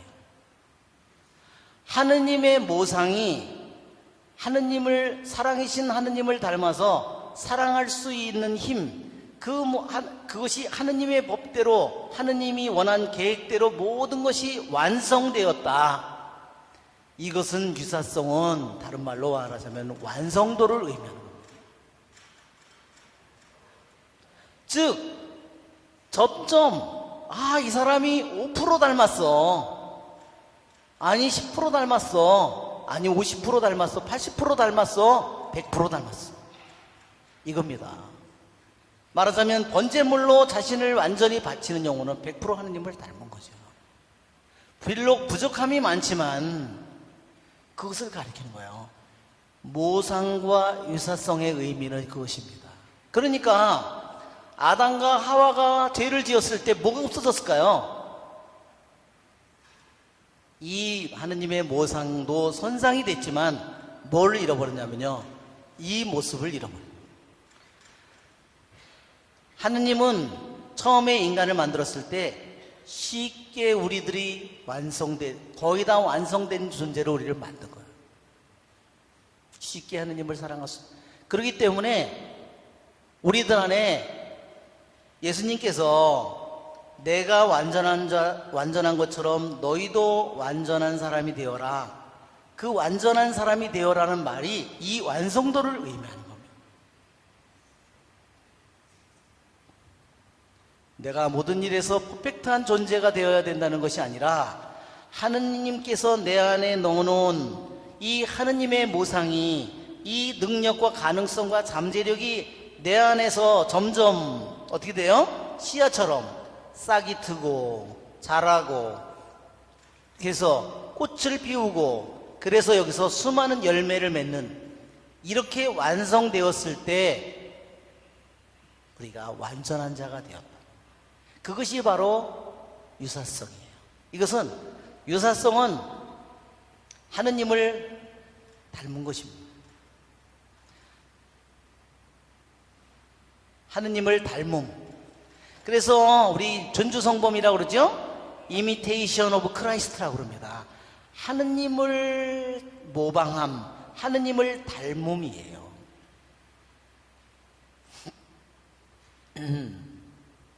우리 교부들이 그러니까 왜 사람의 아들이라고 불렀느냐. 정말 많은 사람들이 사람의 아들의 그 본성, 하느님의 모상을 잃어버리고, 하느님의 모상이 망가지고 하느님의 유사성을 잃어버리고 더럽혀졌지만, 다니엘은 하느님의 모상과 유사성이라고 하는 하느님이 만든 인간의 본성의 고귀함을 간직하고 있었다. 그래서 그러한 하느님의 모상과 유사성을 간직한 참된 의미의 사람이라는 뜻이다.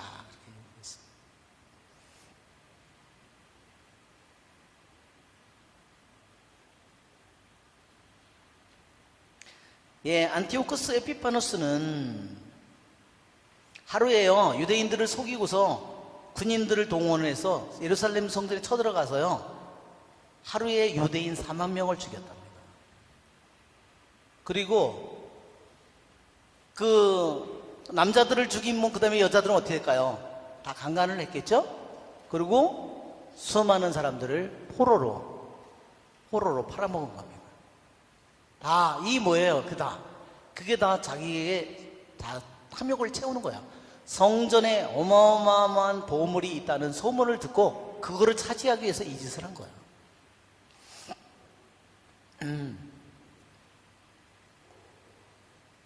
자,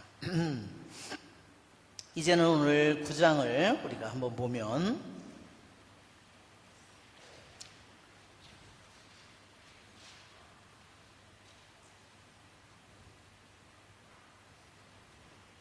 우리가 9장을 한번 읽어볼까요? 다니엘 9장. 정말 다니엘 9장도 너무나 흥미진진한 부분입니다. 아주 성경에서 우리가 한번 전체 9장의 모습을 보면 9장의 25절부터 있죠? 자, 24절부터 너의 백성과 너의 거룩한 도성에 전해진 이른 주간이 지나야 이렇게 나오죠? 여기서부터 24절부터 27절까지가 정말 수많은 해석이 있는 겁니다. 이게 성경에서 가장 해석하기 힘든 부분이에요. 예로니모 성인은 나는 이 내용이 도대체 뭔지 모르겠다 그랬어요. 자, 우리 한번 9장 1절부터 3절까지만 우리가 한번 읽어볼까요? 다니엘이 예레미야 예언을 깊이 생각하다 메디아족 출신으로 칼데아 임금이 된 크세르크세스의 아들 다리우스 제1년이었다. 그의 통치 제1년에 나 다니엘은 성경을 펴놓고 예레미야 예언자에게 내린 주님의 말씀대로 예루살렘이 폐허가 된 채 채워야 하는 횟수를 곰곰이 생각하고 있었다. 그것은 이른 해였다. 그리하여 나는 단식하고 자로옷을 두르고 죄를 쓴 채 기도와 간청으로 탄원하려고 주 하느님께 얼굴을 돌렸다. 자,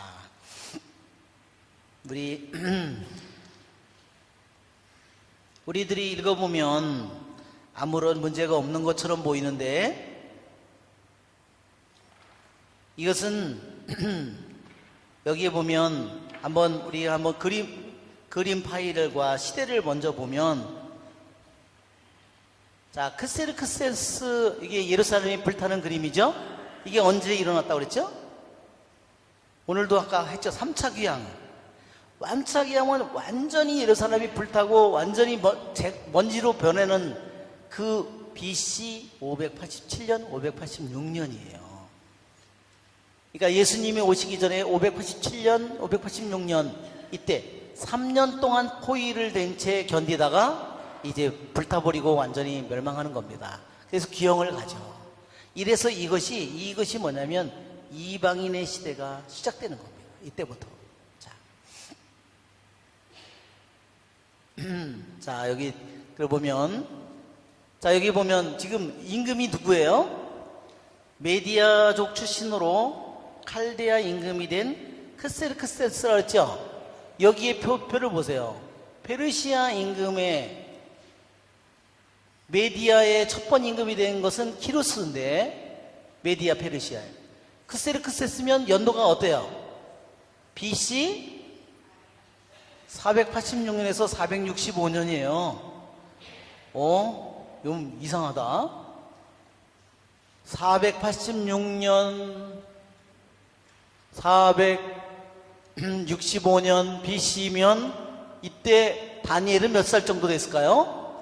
다니엘이 605년 BC에 귀향을 갔으니까 이렇게 따지면 몇 살이에요? 505년이면 여기가 15살이라고 생각해 보면 여기 오면 115년에다가 적어도 20년을 135세. 그렇죠? 그죠? 그 크세르크세스의 아들 다리우스 1년이잖아요. 그러면 몇 세요? 그러면 465년이에요. 465년이면 몇 살이에요? 거기다 20년을 또 더하면 155세야. 뭐가 이상하죠? 이게 왜냐면 이거를 옮겨 적는 사람이 이 크세르크세스가 아니라, 이게 우리말로는 우리가 돼 있지만 이거는 뭐라고 돼 있냐면 아르타크세스라고 돼 있는데, 이게 뭐냐면요, 아스티아게스를 옮겨 적을 때 잘못 적었다는 겁니다. 이게 뭐예요? 이게 필사를 할 때, 그러니까 첫 번째 안 맞는 건 뭐예요? 벌써 다니엘은 155세면 이미 다니엘은 죽었지요? 155세면 이미 죽었고, 그리고 이 사람은 메디아의 첫 번째 왕이 아니에요. 그렇죠? 메디아의 첫 번째 왕은 누구예요? 그것은 다리우스라고 하면 그 다리우스는 바로 다른 다리우스예요. 그래서 여기에는 이것이 다니엘이 아직 자 보세요. 여기에 우리가 도표를 다시 한번 보면 다리우스 왕의 아들 크세르크세스의 아들이면 아르타크세스죠? 465년이에요. 다 다른 지도를 보면 지금 여기에 보면 캄비세스 사르데 다리우스, 여기 다리우스가 나오죠? 여기 메대 왕 다리우스라고 여기 나와 있죠. 이 사람을 가리켜야 되는데 이 아버지의 이름을 잘못 필사한 거, 다 스펠링을 2개 정도 잘못 쓴 거예요. 그러니까 그걸 하다가 말하자면 그죠? 옛날에 어때요? 이게 수도 다 누가 필사를 했을까요? 다 수도원에 있는 신부님이나 수사들이 필사를. 아침에도 밥 먹고 일어나고.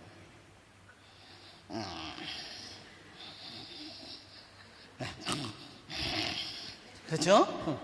그러니까 한두 글자하고 이게 글자가 어떤 건 비슷하잖아요. 예? 그러니까 그래서 생길 수 있는 일입니다. 그렇기 때문에 여기 있는 것처럼 지금 다니엘이 여기 보면 네부갓네자르의 통치 1년에 605년에 다니엘이 끌려가잖아요. 여러분 여기서 15살이라고 보면 15살인데 지금 여기서 보면 460 때문은 400 몇 년인데 이거는 말이 맞지가 않는 거죠. 그러니까 이것은 누구를 가리키냐면 네부갓네자르 바빌론의 통치가 끝나고 다니엘이 이때까지 살아있죠. 메디아 페르시아 임금 첫 번째 왕 히루스가 왕이 되었을 때도 여기에 보면 여기 아직도 다니엘이 살아있습니다. 그래요. 다니엘은 늙었고 이제 80도 넘었고, 자 뭐예요? 성경을 펴놓고 예레미야 예언자에게 내린 주님의 말씀대로 예루살렘이 폐허가 된 채 채워야 하는 횟수를 곰곰이 생각하고 있었다. 폐허가 된 해가 몇 년이어야 되나요? 70년입니다. 자, 역대기 학원을 맨 끝에를 한번 찾아보세요. 역대기 학원 36장. 자, 21절. 그리하여 주님께서 예레미야 입을 통하여 하신 말씀이 이루어졌다. 이 땅은 밀린 안식년을 다 갚을 때까지 줄곧 황폐해진 채 안식년을 지내며 이른 해를 채울 것이다. 네, 즉 네부카드네자르가 1차로 예루살렘을 포위해서 예루살렘을 점령한 다음에 1차 귀향을 하고 2차 침공, 3차 침공을 해서 예루살렘이 완전히 멸망한 그 상태로 70년을 폐허로 있어야 되는데 뭐라 그러냐면 그 땅은 안식년을 누려야 된다고 그랬어. 70년이라는 안식년을 누려야 된다고 그랬어.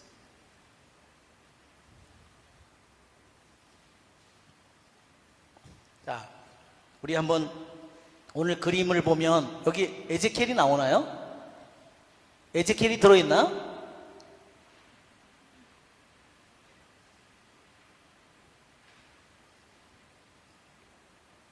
에제키엘이 들어넣어서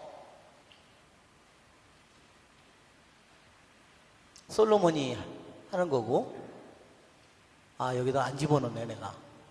그림은 해놓고 여기다 집어넣지는 못했네요. 에제키엘 4장을 한번 여러분 펴보세요.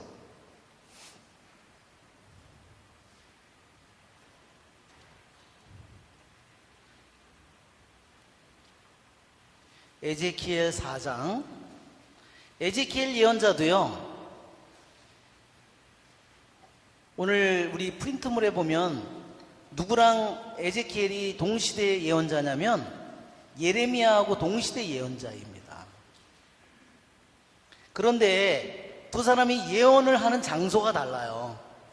에제키엘은요, 어디 가서 예언을 해요? 크바르 강가에서 예언을 하죠? 포로로 끌려가서 바빌론에 끌려가서 거기서 예언이 시작됩니다. 예언의 소명이. 그런데 이스라엘에서 에제키엘보다 먼저 예언을 시작한 것은 예레미야예요. 예레미야는 계속해서 예루살렘이 멸망할 것을 예언하는 바람에 수많은 고난을 겪고 물이 없는 구덩이에 빠져서 그렇게 저기를 하지 않나, 이 많은 것. 예레미야가 물론 에제키엘보다 동시대 사람이지만 에제키엘이 먼저 예언을 했어요. 예레미야는 이스라엘에서 예언 활동을 했고요, 먼저. 에제키엘은 예루살렘이 멸망한 후에 끌려가서 바빌론에서 예언을 하는 겁니다. 자, 한번 4장 우리 한번 읽어볼까요? 자, 같이 읽어봅시다. 너 사람의 아들아, 벽돌을 가져다 앞에 놓고 그 위에 도성 하나를 곧 예루살렘을 새겨라. 그런 다음 그 도성에 포위망을 쳐라. 공격 보루를 세우고 공격 축대를 쌓아라. 또 진을 치고 성벽 부수는 기계를 성둘레에 놓아라. 그리고 너는 철판을 가져다가 너와 그 도성 사이에 철벽을 세우고 그 도성에서 얼굴을 돌리지 마라. 이렇게 그 도성을 포위하고 포위망을 좁혀라. 이것이 이스라엘 집안에게 보여주는 표징이다. 너는 왼쪽 옆구리를 바닥에 대고 누워서 그 위에 이스라엘 집안의 죄를 놓아라. 그렇게 누워있는 날수만큼 내가 그들의 죄를 짊어지는 것이다.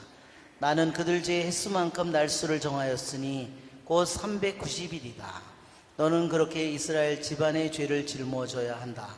그 날수를 채운 다음에는 오른쪽 옆구리를 바닥에 대고 누워서 유다 집안의 죄를 짊어져라.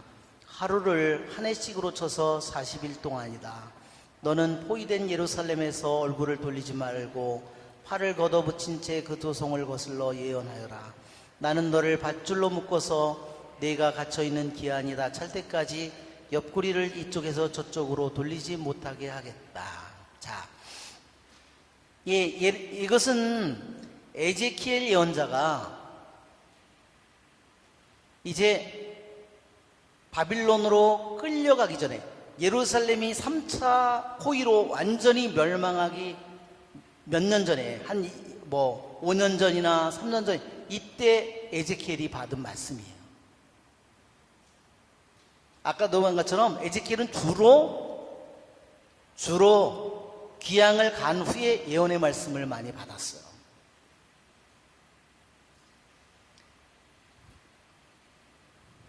아마 여러분들이 인터넷에다가 에제키엘 이렇게 치면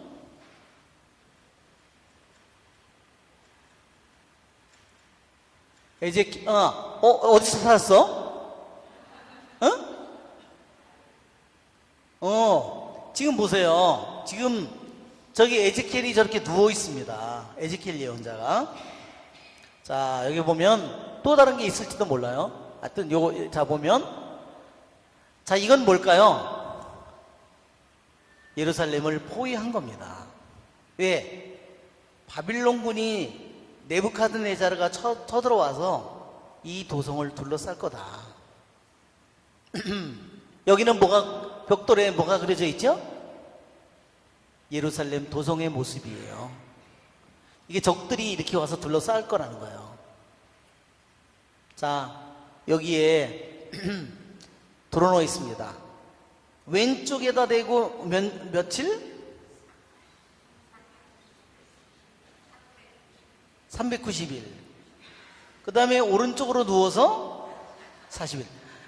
아니 10분만 이쪽으로 누워 있어도 힘들어 죽겠는데 390일 동안을 한쪽으로만 내 생각에는 풍을 맞았을 것 같아. 에즈겔 예언자가 아니야 했을 것 같아요. 그렇죠? 누워가지고 자 어떻게 왼쪽으로 누울까요? 무슨 뜻인지 혹시 아세요? 이게요 방향은 동쪽을 바라보고 있는 겁니다. 에즈겔 예언자가요 예루살렘 성에서 동쪽을 바라보고 있는 거예요. 자, 예루살렘 성이 저기 지금 그림에 있는 것처럼 이렇게 생겨가지고 지금 이렇게 예루살렘 성이 여기 성전이 있고 여기 다윗성 이게 다윗성이에요. 밑에 부분이 이렇게 있으면 울타리가 지금 이렇게 있잖아요. 그러면 이쪽이 동쪽입니다. 이게 예루살렘 성전의 동문이 여기 있는 거예요. 동문이 항상. 그럼 서쪽이 어딜까요? 여기 지성소가 있는 겁니다. 동문 쪽이 항상 해 떠오는 동쪽을 바라보도록 돼 있어요. 여기 가면 이슬람 사람들이 여기다 묘지를 잔뜩 만들었죠? 지난번에 제가 설명을 들었는데 왜 만들었는 줄 아세요? 예루살렘 말하자면 저기를 모독하기 위해서 그렇게 한 거래요. 이 사람들 못 오게 막으려고. 자, 태양이 여기서 뜨면 그러면 이 에제키엘 예언자가 동쪽을 보고 서 있는 겁니다. 그리고 왼쪽을 누우면 어딜까요? 머리가 얼굴이 어디를 향할까요? 북쪽을 향하죠? 그래서 왼쪽으로 누워서 390일은요 북쪽의 죄예요. 동쪽을 바라보고 나서 왼쪽으로 누우니까 얼굴이 어디로 향해요? 북쪽을 향하는 겁니다. 동쪽으로 서서 얼굴을 오른쪽으로 누우면 그것은 유다 쪽입니다. 그래서 하나는 북이스라엘의 죄고 하나는 남유다의 죄입니다. 그런데 어떻게 북이스라엘의 죄의 횟수가 몇 년이에요? 390년이에요. 그리고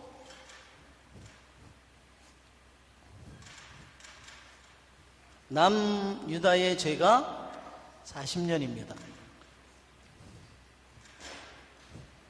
어떻게 해서 이런 것이 나왔을까? 북이스라엘의 죄가 390년을 하루씩 따져서 390일이면 이미 1년이 넘는 거예요. 1년이 넘게 그 다음에 하나님께서 빵을 먹으라고 구워 먹으라고 그랬는데 빵을 뭐에다 구워 먹으라고 그랬어요? 사람 인분을 말린 거기다가 구워 먹으라고 그랬어요. 왜 그랬어요? 포위를 당해서 너희들이 장차 이렇게 할 거라는 거예요. 나무가 없잖아요. 나무가 없으니까 사람 인분을 떼서 빵을 구워 먹은 거예요. 그게 앞으로 예루살렘에서 일어날 일을 미리 보여주는 겁니다. 남쪽의 죄가 40년이에요. 그래서 이게 40일 동안을 죄를 짓는 겁니다.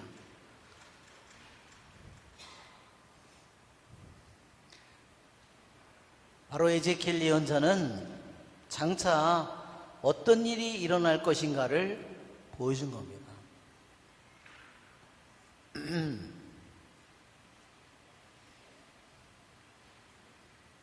밀린 안식년 여러분 70년 밀린 안식년 70년이 횟수로는 몇 년이라고 그랬어요? 밀린 안식년 70년은요 실제로 보면 490년처럼 보이는데 실제로는요 430년이에요. 430년. 이걸 더하면 뭐지요? 이게 430이에요. 430이라는 숫자는 특별한 숫자입니다. 이스라엘 백성이 에집트 땅에 가서 노예살이를 한 게 430년이에요. 그런데 부정을 해가지고 북이스라엘이 부정하게 우상을 섬기고 땅을 더럽힌 것이 390년, 남쪽이 한 것이 40년. 총 부정한 그 땅을 더럽힌 것이 430년이에요.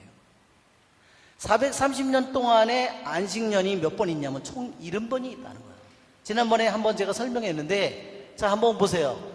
희년이 몇 년 만에 한 번 오죠? 희년이 49년이 지나고 그 다음 해가 희년이에요. 자, 안식년을 어떻게 오냐면요.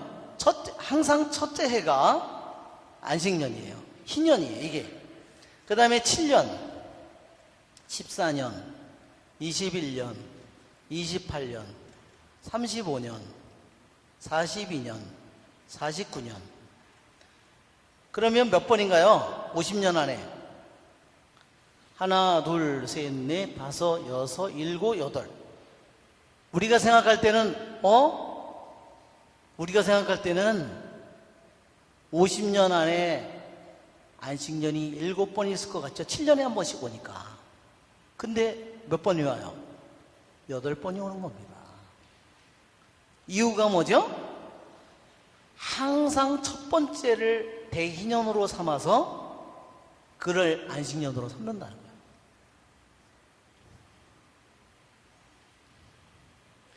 자, 유대인의 안식년 법을 우리가 보면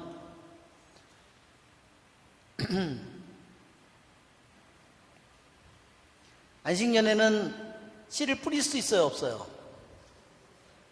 씨를 뿌릴 수 없습니다. 그 무슨 문제냐면요, 이 해에 씨를 뿌릴 수가 없어요. 그러면 내가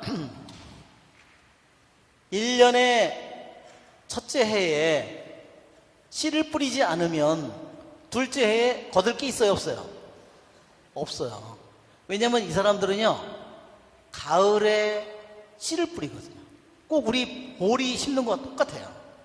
그러면 어떻게 돼요? 겨울이 되면서 비가 많이 오고 하면서 이게 그때 비가 오면서 싹이 텄다가 4, 5월 되면서 이것이 착 자라서 열매를 맺는 거예요. 그러니까 이때 안식년을 지내서 씨를 안 뿌리면요, 둘째에 거둘 게 있어요, 없어요? 거의 없어요. 저절로 자란 것만을 먹기 때문에 수확이 어때요? 정말 보잘것없죠.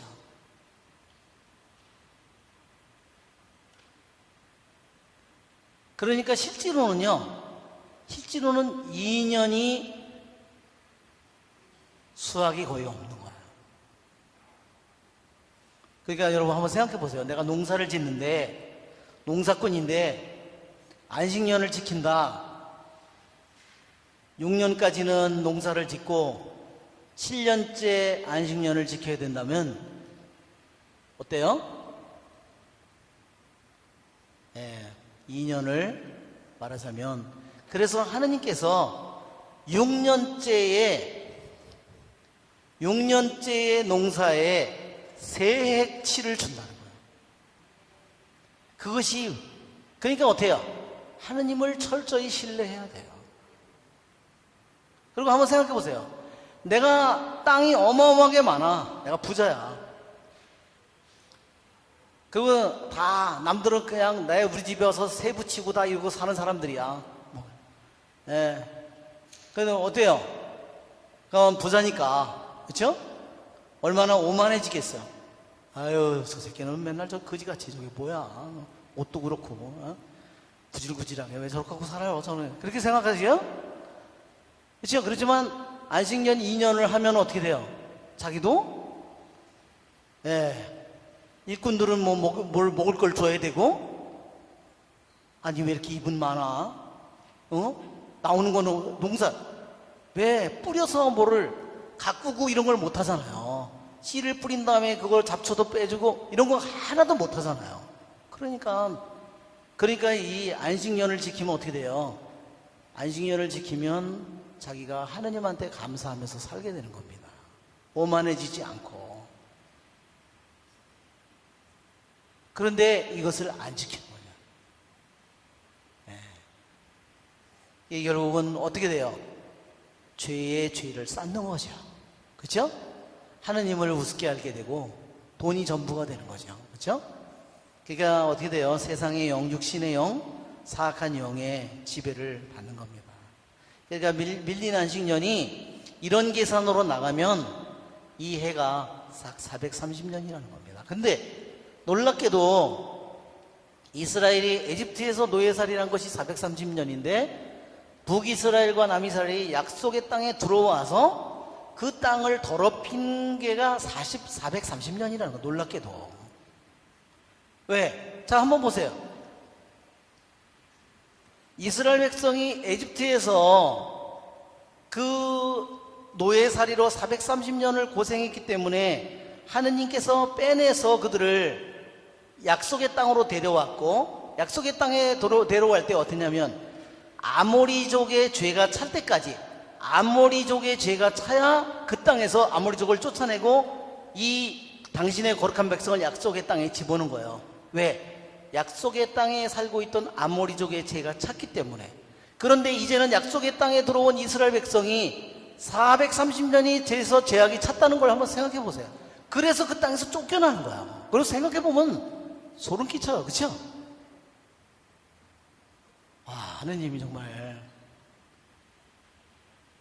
저는 요번에 왜 이것이 북이스라엘의 390년, 40년은 이게 학자들이 설명을 못했는데 요번에 이것을 제가 알아냈어요. 예. 여기 보면 에제키엘서를 보면 에제키엘서를 1장을 한번 보세요.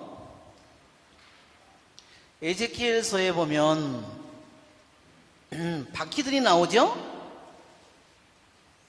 바퀴 안에 또 바퀴가 나오고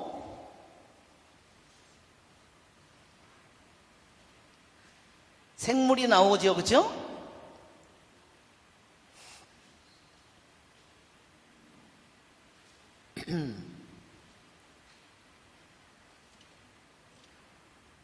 여기에 보면 지금 1장에 생물들의 바퀴가 나오고 또 안에 바퀴가 나와요. 이렇게 그림으로 표현하면 이렇게 바퀴가 있고 또 바퀴가 이렇게 안에 또 바퀴가 또 안에 바퀴가 또 있어요.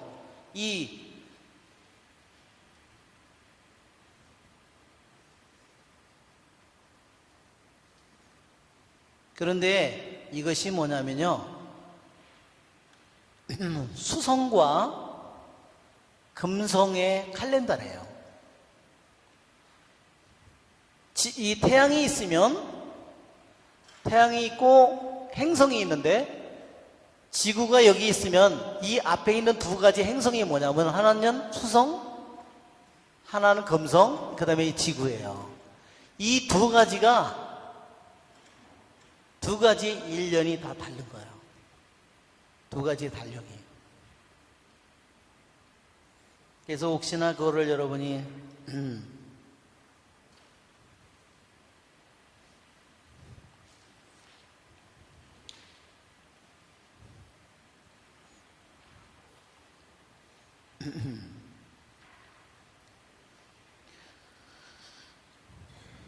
그래서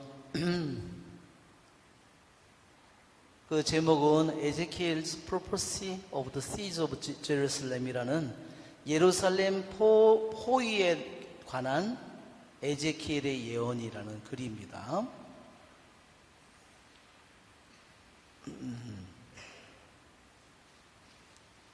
그러니까 이 금성이 도는 사이클과 수성이 도는 사이클이 서로 차이가 나는 겁니다. 그것이 바로 그 사이클대로 말하자면 이 계산을 해서 나온 것이 뭐냐면 한마디로 쉽게 결론만 얘기하자면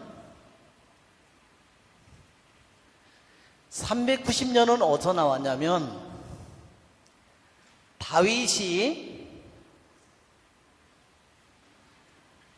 왕좌에 앉는 순간 그 해서부터 말하자면 요시야 왕이 그 우상을 청소하죠?